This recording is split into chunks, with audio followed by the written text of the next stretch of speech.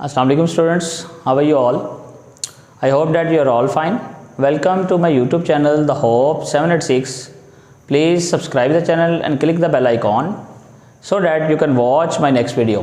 जी students, lecture number 5 है जी हमारा टेंसेस। आज हम पास्ट टेंस स्टार्ट करेंगे। लास्ट वीक तक हमने प्रेजेंट के चारों टेंस कर लिए थे अल्हम्दुलिल्लाह। अब पास्ट का फर्स्ट जो टेंस है पास्ट इंडेफिनिट टेंस, वो आज हम स्टार्ट करने जा रहे हैं स्टूडेंट्स।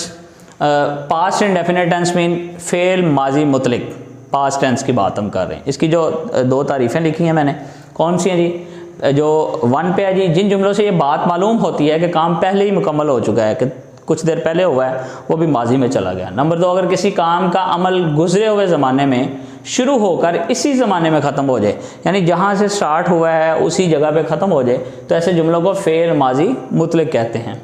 ऐसे फ़िक्रात जिनके आखिर पर ता था, ती थी, ते थे वगैरह आता हो, पास्ट इंडेफिनिट टेंस कहलाते हैं। अच्छा जी, फार्मूला इसका क्या है? ये वाहिद टेंस है जिसके अंदर सिर्फ second form of verb use होगी। सब्जेक्ट सबसे पहले, फिर सेकंड फॉर्म ऑफ वर्ब और फिर ऑब्जेक्ट आएगा जी।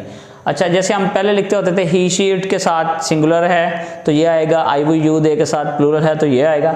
यहाँ पे इसका जो हेल्पिंग वर्ब है वो एक ही है, I we you they he she it noun, और उसका हेल्पिंग वर्ब क्या है जी? डिड। डिड इसका हेल्पिंग वर्ब है जी। इसकी हम एग्जांपल लेते हैं पॉजिटिव सेंटेंसेस की। सबसे पहले जी, जैसे मैंने दूध पिया, I drank milk. Second form of verb आ गई, आपने देखा आई सब्जेक्ट हो गया, सेकंड फॉर्म ऑफ वर्ब आ गई, ये प्लस जी ऑब्जेक्ट हो गया जी, आई ड्रैंक मिल्क। हमने मैच जीता, वही वॉन द मैच। नेगेटिव में क्या आएगा जी?